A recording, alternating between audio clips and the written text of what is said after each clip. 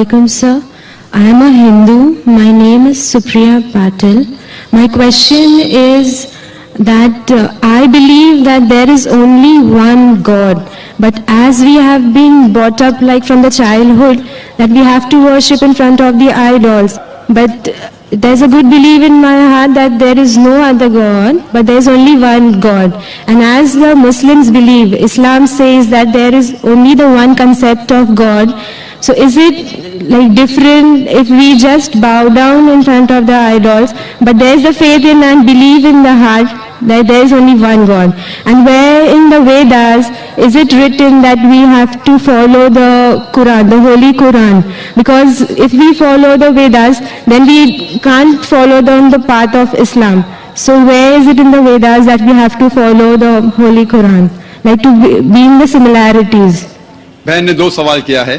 پہلا سوال کہ وہ مانتی ہے کہ خدا ایک ہے لیکن وہ دل میں مانتی ہے ایک لیکن کرتی ہے سجدہ مورتی کو. تو کیا یہ جائز ہے؟ میں کہوں گا میرے والد سے, میں آپ کو والد مانتا ہوں, ٹھیک ہے, لیکن دوسرے آدمی کو بولتا ہے تو میرا پتا ہے.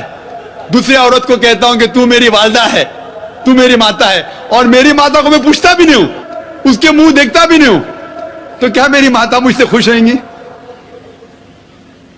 اگر آپ مانتے ایک خدا تو صحیح خدا کی عبادت کرو, صحیح خدا کو سجدہ کرو. غلط خدا کی عبادت کرنا شرک ہے. قرآن میں لکھا ہے سورہ نساء سورہ نمبر 4 آیت نمبر 48 اور سورہ نساء سورہ نمبر 4 آیت نمبر 116 میں لکھا ہے کہ اللہ تعالیٰ چاہے تو کوئی بھی گناہ معاف کر سکتا ہے لیکن شرک کبھی بھی نہیں معاف کرے گا. یہ وید میں بھی لکھا ہے. وید میں لکھا ہے Yajurveda chapter number 32 Mantra number 3 میں نہ تس پرتیما استی, وہ خدا کی کوئی بھی پرتیما نہیں ہے. پرتیما سنسکرت میں اس کی معنی ہوتی ہے سب کچھ کے, فوٹوگراف, اسکلپچر, آئیڈل, سارے چیز کو سمیٹتا ہے پرتیما کی معنی. اس خدا کا نہ کوئی عکس ہے, نہ کوئی مورتی ہے, نہ کوئی تصویر ہے. اگر آپ بت پرستی کرتے ہیں تو آپ وید کے خلاف جا رہے اور قرآن کے بھی خلاف جا رہے. آپ سوچیں میں دل میں مانتی ہوں خدا کے لیکن غلط خدا کی عبادت کر رہی ہے. اگر میں کہوں گا کہ میں دل میں عزت کرتا ہوں میرے والدین کا, ماتا پتا کا, نہ ان کا منہ دیکھتا ہوں نہ کچھ دل میں کرتا ہوں لیکن خدمت کرتا ہوں دوسرے کس کی, تو یہ غلط ہے. ہمیں صحیح خدا کی عبادت کرنا چاہیے. دوسرا کوئی بھی گناہ کرے شاید اگر خدا چاہے تو آپ کو معاف کر سکتا ہے, لیکن شرک سب سے بڑا گناہ ہے جو وید میں بھی لکھا ہے, بائبل میں بھی اور قرآن میں. آپ کا دوسرا سوال, وید میں قرآن کا ذکر ہے اور اگر ہے تو ہم دونوں کی بات کیسے مان سکتے کیونکہ اختلاف بھی ہے. بہت اچھا سوال. میں مانتا ہوں کہ وید اور قرآن میں یکسانیت بھی ہے, اختلاف بھی ہے. اگر آپ کے پاس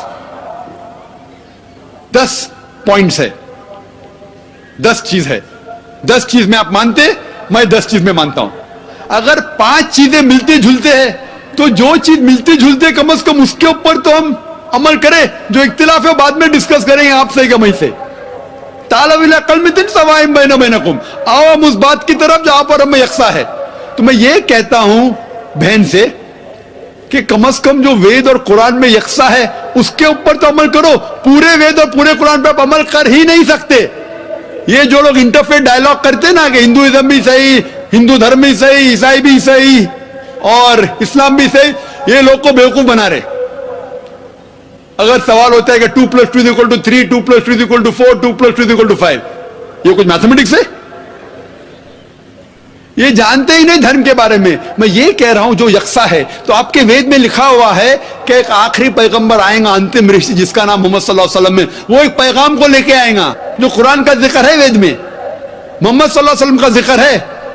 اور وید کے اسکالرز اکثر کہتے ہیں کہ وید آج کی تاریخ میں پیور فارم میں نہیں ہے. ببلیکل اسکالرز بولتے ہیں Bible is not in the pure form, پورا مکمل طور پہ اس میں ملاوٹ ہے, وید میں بھی ملاوٹ ہے. لیکن اسکالر یہ کہتے ہیں قرآن مجید میں کوئی بھی ملاوٹ نہیں ہے. اگر میں آپ کو ایک گلاس دوں گا پانی کا اور اس کے اندر ایک قطرہ ڈالوں گا گٹر کے پانی سے اور ملا لوں گا, آپ کو نہیں پتا تو شاید پی لیں گے. آپ کے سامنے جب ڈالوں گا تو کیا آپ گلاس کا پانی پئیں گے؟ نہیں پئیں گے. آپ جانتے ہیں کہ اس میں ایک قطرہ ملاوٹ گٹر کا پانی ہے, نہیں دیکھیں گے, مل جائے گا, رنگ سے پتہ نہیں چلے گا, شاید پی لیں گے. جب پتہ لگ گیا تو کون پی گا؟ اسی طریقے سے یہ واحد کتاب ہے جو کبھی بدلی نہیں جا سکتی, کیونکہ خدا نے خود کہا اس کتاب کے اندر سورہ ہجر میں سورہ نمبر 15 آیت نمبر 9 میں کہ ہم نے یہ کتاب نازل کی قرآن شریف, اور ہم اس کی حفاظت کریں گے, اور اس کی حفاظت خدا کریں گا, ہم چاہے تو بھی بدل نہیں سکتے. صلاح کے پہلے وضو کرنا فرض ہے. اللہ تعالیٰ فرماتے سورہ مائدہ میں سورہ نمبر 5 آیت نمبر 6 میں, یا ایھا الذین آمنو, اے ایمان والو, صلاح کے پہلے آپ اپنا چہرہ دھو, اپنے ہاتھ دھو کونی تک, سر کا مسح کرو, اور پیر ٹھکنے تک دھو. وضو کرنا صلاح کے پہلے فرض ہے. یہ چیز بائبل میں بھی آتی ہے. بائبل میں لکھا ہے بک آف ایکسڈس میں چیپٹر نمبر 40 ورس نمبر 31 اور 32 میں, موسیٰ علیہ السلام اور ہارون علیہ السلام ان کے بیٹوں کے ساتھ اپنے ہاتھ اور اپنے پیر دھوتے ہیں اور پھر اللہ کی عبادت کرتے ہیں. اور جب وہ عبادت گاہ میں جاتے ہیں اپنے ہاتھ اور پیر دھوتے ہیں جس طریقے سے خدا نے موسیٰ علیہ السلام کو فرمایا تھا. اس کا ذکر بک آف ایکٹس میں بھی ہے چیپٹر نمبر 21 ورس نمبر 26 میں, جس میں لکھا ہے پال آدمیوں کے ساتھ اپنے آپ کو دھوتے ہیں اور پھر عبادت گاہ میں داخل ہوتے ہیں. بائبل بھی اگر آپ پڑھیں گے اس میں ذکر آتا ہے کہ صلاح کے پہلے وضو کرنا فرض ہے, اور صلاح میں اللہ کے رسول محمد صلی اللہ علیہ وسلم فرماتے, اس کا ذکر ہے صحیح بخاری میں جلد نمبر 1 کتاب الادان باب نمبر 75 حدیث نمبر 692. یہاں حضرت انس رضی اللہ عنہ کو فرماتے, ہم جب صلاح کے لیے کھڑے ہوتے تھے تو ہمارے کندھے اور شولڈرز ہمارے صحابہ کے شولڈرز کو ٹچ ہوتے تھے. ہمارے کندھے بازو والے کندھے کو لگتے تھے, ہمارے ایڑیاں بازو والے ایڑیاں کو لگتے تھے. اللہ کے رسول فرماتے سنن ابو داؤد میں جلد نمبر 1 کتاب الصلاح باب نمبر 245 حدیث نمبر 666 اللہ کے رسول صلاح شروع کرنے کے پہلے کہتے ہیں اپنی قطار کو سیدھی کرو, کندھے سے کندھا ملاؤ, اور بیچ میں جگہ مت چھوڑو شیطان کے لیے. اللہ کے رسول اس شیطان کا ذکر نہیں کر رہے ہیں جو آپ اونیڈا ٹی وی کے ایڈ میں دیکھتے ہیں یا جو میوزیم میں دیکھتے ہیں جس کے 2 سنگ ہوتے ہیں. اللہ کے رسول اس شیطان کا ذکر کر رہے تھے, وہ شیطان جو اونچ نیچ کا شیطان ہے, وہ شیطان جو رنگ کا شیطان ہے, رنگ کے بنیاد پر بھید بھاؤ کرنے والا شیطان, جو مال کے بنیاد پر بھید بھاؤ کرنے والا شیطان. چاہے امیر انسان نماز پڑھ رہا ہے یا غریب انسان, جب نماز کے لیے ساتھ میں کھڑا ہوتا ہے تو کندھے سے کندھا ملانا فرض ہے. چاہے وہ راجا ہو یا فقیر ہو, اگر ساتھ میں کھڑا ہے تو کندھے سے کندھا ملانا فرض ہے. وہ شیطان کا ذکر کر رہے تھے جو رنگ کا, جات پات کا شیطان, چاہے سفید آدمی ہو یا کالا آدمی ہو, نماز پڑھ رہا ہے ساتھ میں کندھے سے کندھا ملانا فرض ہے. یلو اور براؤن, پیلا یا گھیواں, جب نماز کے لیے کھڑا ہوتا ہے, صلاح کے لیے کھڑا ہوتا ہے تو کندھے سے کندھے ملانا فرض ہے. اور صلاح میں سب سے اہم پوسچر جو پوزیشن ہے وہ سجود کی. سب سے اہم بھاگ صلاح کا ہے سجدہ. اسی لیے سجدہ کا ذکر قرآن مجید میں کم سے کم 92 ٹائمز 92 بار آیا ہے قرآن مجید میں. اور اللہ تعالیٰ فرماتے سورہ آل عمران میں سورہ نمبر 3 آیت نمبر 43 میں 43, یا مریم مقنتی لی ربی کی وسجودی ورقئی مع الراکعین, اے میری آپ رکوع میں جاؤ, آپ سجدے میں جاؤ اور ان کے ساتھ رکوع کرو جو لوگ رکوع کر رہے ہیں. اللہ تعالیٰ فرماتے ہیں سورہ حج میں سورہ نمبر 22 آیت نمبر 77 میں, یا ایھا الذین آمنو, اے ایمان والو آپ رکوع میں جاؤ اور سجدہ کرو اور اللہ کی عبادت کرو تاکہ آپ سفلتا پاؤ. سجدہ سب سے اہم भाग है सलाह का। इसीलिए सारे रसूलों, सारे नबियों ने जब अल्लाह की इबादत की, उनने सजदा किया। और इसका जिक्र बाइबल में भी है। बाइबल में लिखा है, बुक ऑफ जेनेसिस में चैप्टर नंबर 17 वर्स नंबर 3 में, इब्राहिम अलैहिस्सलाम अपने चेहरे के बल गिरे और खुदा की इबादत की। लिखा है बुक ऑफ नंबर्स में चैप्टर नंबर 20 वर्स नंबर 6 में, मूसा अलैहिस्सलाम और हारून अलैहिस्सलाम अपने चेहरे के बल गिरे और अल्लाह की इबादत की। लिखा है बुक ऑफ जोशुआ में चैप्टर नंबर 5 वर्स नंबर 14 में, जोशुआ अपने चेहरे के बल गिरे और अल्लाह की इबादत की। लिखा है गॉस्पेल ऑफ मैथ्यू में चैप्टर नंबर 26 आयत नंबर 39 कि ईसा अलैहिस्सलाम गार्डन ऑफ गेत्सेमनी में गए और अपने चेहरे के बल गिरे और खुदा की इबादत की। All these verses say that they fell on their face and they prayed to God. Abraham, peace be upon him, fell on his face. Moses and Aaron, peace be upon them, fell on their face. Joshua fell on his face. Jesus Christ, peace be upon him, fell on his face and prayed to God. अगर आप एक gymnast को भी पूछेंगे किस तरीके से अपने चेहरे के बल गिरना, वो मुसलमान से बेहतर कर ही नहीं सकता। Even a gymnast cannot do better than the way we Muslims do by falling on our face, that is doing sujood, that is prostrating. तो जिस तरीके से इस्लाम में सलाह पढ़ी जाती है, उसका जिक्र बाइबल में भी मौजूद है। तीसरा रुकन ज़कात। ज़कात के मानी टू ग्रो, टू प्योरीफाई, बढ़ावा, पाक करना। ज़कात हर बालिग मुसलमान के लिए फर्ज है अगर उसकी बचत निसाब से ज्यादा है, 85 ग्राम सोना से ज्यादा है, if he has more than 85 grams of gold as saving, उस इंसान के लिए फर्ज है कि वो 2.5% हर कमरी साल खैरात करे। फर्ज है। अगर हर अमीर इंसान ज़कात दे, गरीबी दुनिया से हट जाएंगी, एक भी इंसान भूख के मारे नहीं मरेगा। और कुरान में लिखा है सूरह अल हशर में सूरा नंबर 59 आयत नंबर 7 में, ज़कात इसलिए है ताकि ये दौलत सिर्फ अमीरों के बीच न घूमे, so that the wealth does not circulate only amongst the rich.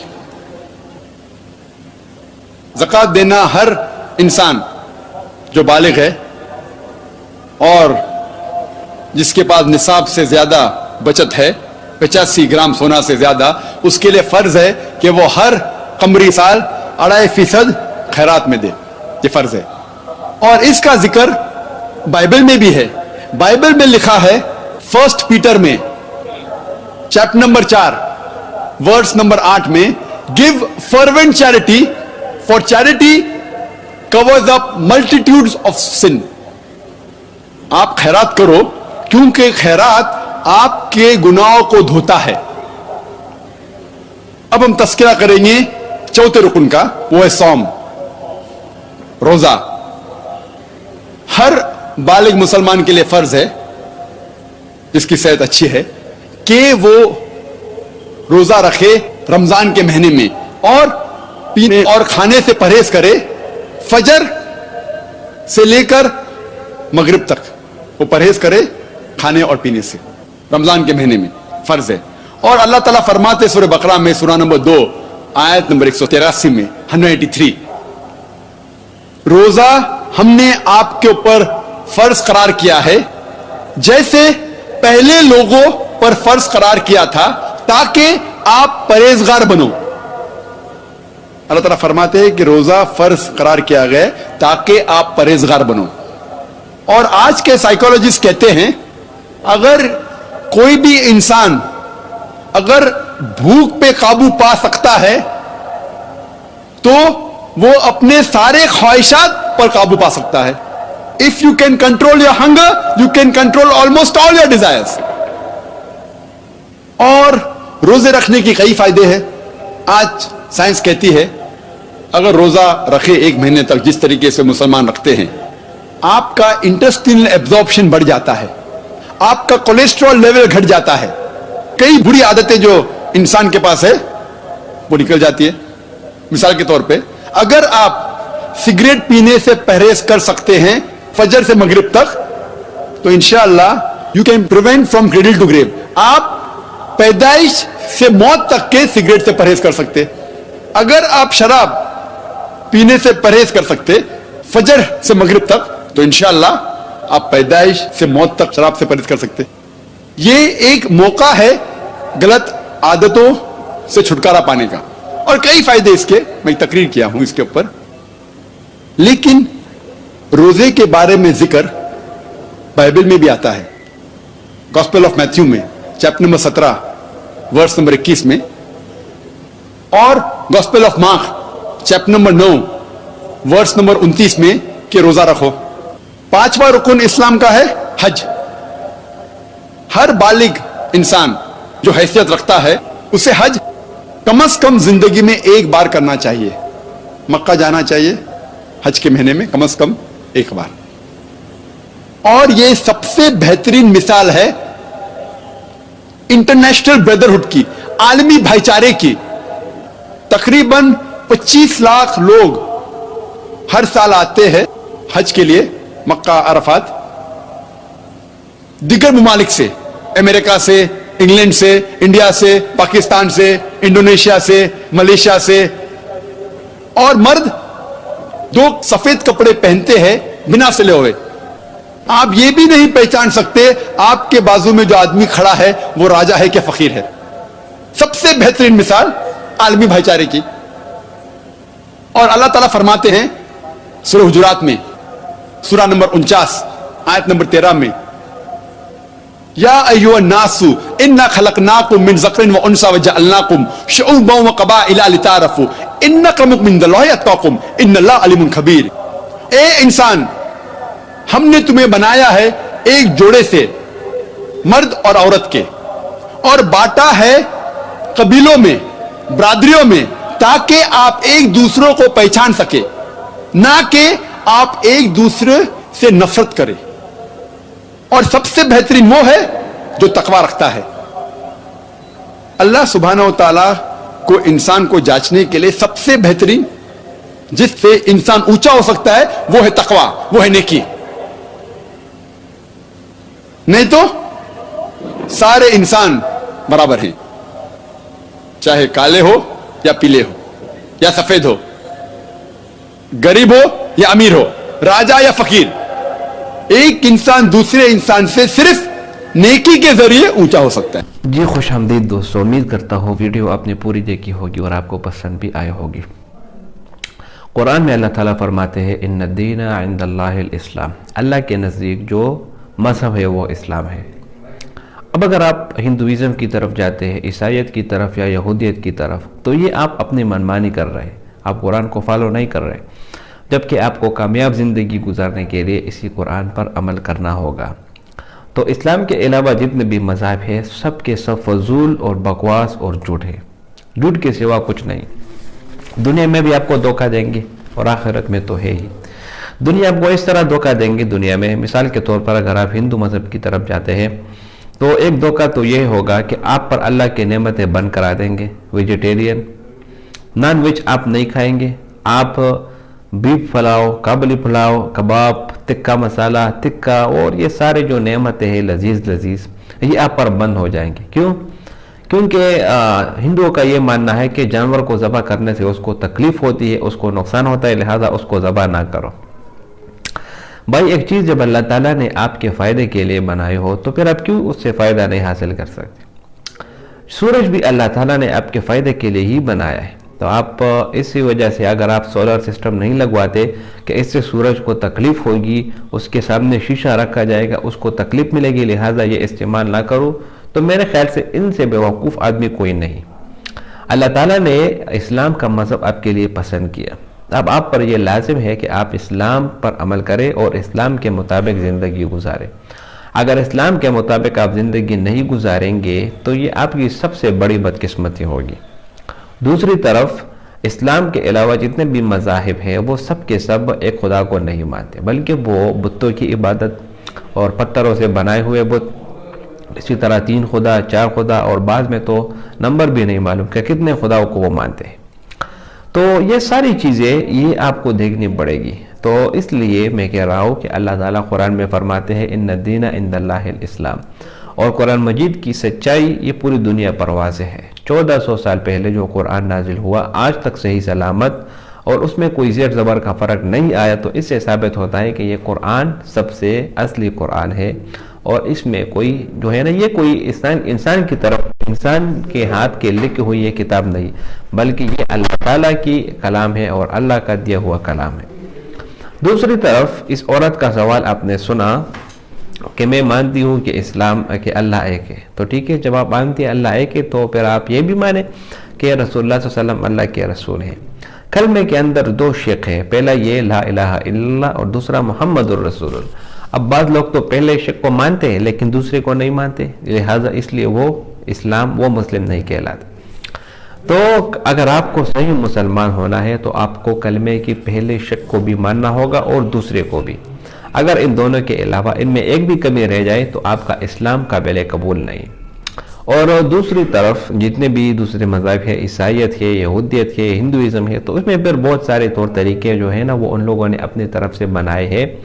تو ڈاکٹر ذاکر نائک نے اس عورت کو بہت اچھی طریقے سے سمجھایا. امید کرتا ہوں آپ بھی سمجھ گئے ہوں گے. اگر ویڈیو آپ کو پسند آئے تو اس چینل کو سبسکرائب کریں. بہت شکریہ.